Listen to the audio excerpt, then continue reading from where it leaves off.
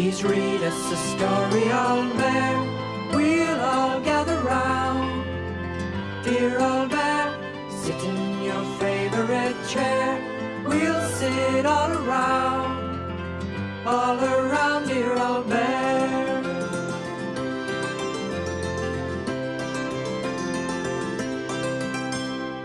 It was the middle of the night, and all the toys should have been fast asleep. But Little Bear was wide awake. He leaned over and tugged at Rabbit's ear. "Wake up," he whispered. "I heard a funny noise." "What sort of noise?" muttered Rabbit sleepily. "Well, first there was a crash, and then a woo," said Little Bear. "Do you think it was a ghost?" "Probably just the wind," said Rabbit, sitting up and staring into the darkness. Then they both heard the noise. "Woo! Doesn't really sound windy, does it?" said Little Bear. "Not exactly," agreed Rabbit. Suddenly, a white shape glided past the bed. Rabbit and Little Bear dived under the bedclothes. "What was that?" whispered Little Bear. "I'm not sure," said Rabbit. "Has it gone?" "I daren't look," said Little Bear with his head still covered by the sheet. "I'll wake Bramwell." He wriggled along and shook Bramwell's paw. "Wake up," he whispered. "There's something in the room." "What is it doing?" asked Bramwell. "It's crashing about saying woo," said Little Bear. "Wind, I expect," said Bramwell. "Why are you hiding?" "We saw it too," said Rabbit, popping his head out from under the sheet. "It was all white and floaty, and we didn't want it to see us." By now, all the toys were wide awake. "It's the middle of the night," grumbled Duck. "What are you doing?" "I saw something white whiz past the bed," said Little Bear. "And I suppose it said woo," said Duck. "How did you know?" asked Little Bear. Old Bear was just about to tell everyone to go back to sleep when there was an even louder woo. This time it came from the other side of the room. Old Bear leaned over and turned on the bedside light. "I'm sure it's just the wind under the door," he said, "but I'd better go and see." He pulled a torch out from under the pillow and climbed down from the bed. While they were waiting for Old Bear to return, Bramwell showed the other toys how to make funny shadow pictures on the wall. Little Bear thought he'd made a really good rabbit shape, until he realized it really was Rabbit. So he made an elephant instead, and Rabbit made a crocodile that could open and shut its mouth. The crocodile was just about to bite the elephant's trunk when Old Bear returned. "I didn't see anything," he said, "but someone has been here.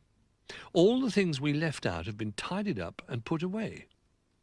"Well, the wind doesn't tidy things up," said Little Bear, "but I suppose a ghost might. Perhaps we'd all better go together and have a look." The toys climbed down from the bed and tiptoed across the room. They shone the torch into the corners and peeped behind the curtain. They were just peering under the sofa when they heard the woo right above their heads. "That's it," cried Little Bear. "That's my noise. It's on top of the cupboard." "Noises usually come from something," said Duck. "You can't just have a noise on its own." As he spoke, something white swooped down and landed beside the toys. "Hello, everyone," it said. Little Bear dived to safety behind Old Bear, and they all stared in amazement at a small white owl. "What are you all doing up in the night?" said the owl. "You're usually fast asleep." "We heard a sort of woo noise," said Little Bear, peeping out from behind Old Bear. "That was me," said the owl. "I always do it. That's why they call me Hoot." "I heard a crash too," said Little Bear. "Was that you?" "That was my nest falling down," explained the owl.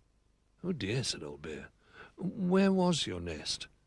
"Up there," replied the owl, waving a wing at the tall cupboard. "Only now it's down here," she added, pointing at the floor underneath. "Why have we never seen you before?" asked Little Bear.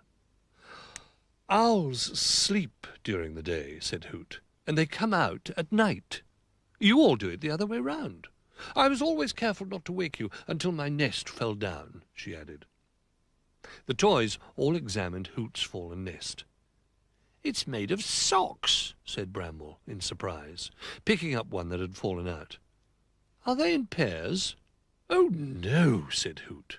"I only use odd ones. I find them lying around. They're perfect for a nest, nice and soft." "I wondered where the socks went," said Little Bear. "We've got a whole box of socks that don't match. How will you get your nest back up, Hoot?" Hoot pulled at the nest, and a sock came away in her beak. "I don't think I can," she said sadly. "It will fall apart if I move it." "Does your nest just have to be round and warm and soft?" asked Little Bear. "That's all," said Hoot. "Well, wait a minute," said Little Bear. "I know something that'll make a really good nest." He took the torch and hurried over to the drawer, where he rummaged around until he found what he was looking for. When he returned, he was carrying an old woolly bobble hat. "This nest won't fall apart," he said, putting it down on the floor and climbing in. "You try it, Hoot. It's very warm and cosy." Hoot carefully stepped into the hat and snuggled down. "Yes, it's lovely," she said. "Thank you, Little Bear. I wonder if I'll be able to fly with it." Old Bear found a piece of string and gave it to Hoot. "If you fly to your cupboard with this," he explained, "we'll tie the hat to the other end and you can pull it up." "That should work," said Hoot, stepping out of the nest. "See you later," she called. Then, spreading her wings, she flew up to the top of the cupboard with the end of the string in her beak. Little Bear tied the other end of the string to the bobble hat, and Hoot began to pull. Just as the hat was leaving the ground, Little Bear gave a big leap and clung to the bobble. Hoot tugged hard on the string, and Little Bear and the bobble hat rose into the air. Hoot was too busy pulling to see what she was lifting up, so when Little Bear's ears suddenly appeared at the top of the cupboard, she nearly dropped the string in surprise. "What are you doing?" she asked, helping Little Bear on. "I just wanted to see what it was like up here," said Little Bear. "But how are you going to get down?" asked Hoot. "I didn't really think about that," said Little Bear. "Well, if you just help me get my new nest in place, I'll give you a ride on my back," said Hoot. Little Bear helped Hoot find just the right spot for her nest. Then he climbed onto Hoot's back, and she walked to the edge of the cupboard. "Hold on tight," called Hoot, and with a big flap of her wings, she launched herself into the air. "Look! I'm flying!"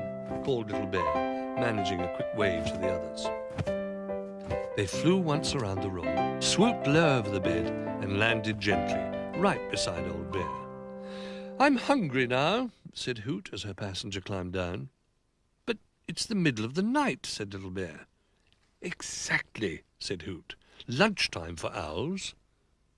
She spread her wings and flew off in the direction of the kitchen. It wasn't long before she was back again carrying her lunch, a little pile of cheese and crackers wrapped in a handkerchief. "Oh, lovely!" cried Little Bear. "A midnight feast." "I don't think there will be enough for all of you," said Hoot doubtfully, as she examined the parcel of food. "I wasn't expecting guests." "Don't worry," said Old Bear. "We don't usually eat in the middle of the night, so nobody will be very hungry." "I am," said Little Bear, staring at the crackers. "Well, do join me," said Hoot. "It'll be a treat to have company for lunch." The other toys were beginning to feel very sleepy, so when all the food had been eaten, Old Bear said it was time they said good night to Hoot and went back to bed. I'm sure we'll see you another night," he added. "And we'll try not to be too noisy in the daytime," said Rabbit. "Now we know that you're asleep." Little Bear was so tired and full, he had to be carried up to bed. And very soon, all the toys were tucked up and fast asleep. In the morning, when they woke up, they found that Hoot had had a very busy night. A whole row of socks was hanging from the end of the bed, and they'd all been sorted into pairs. The socks from Hoot's nest and the matching ones from the sock box.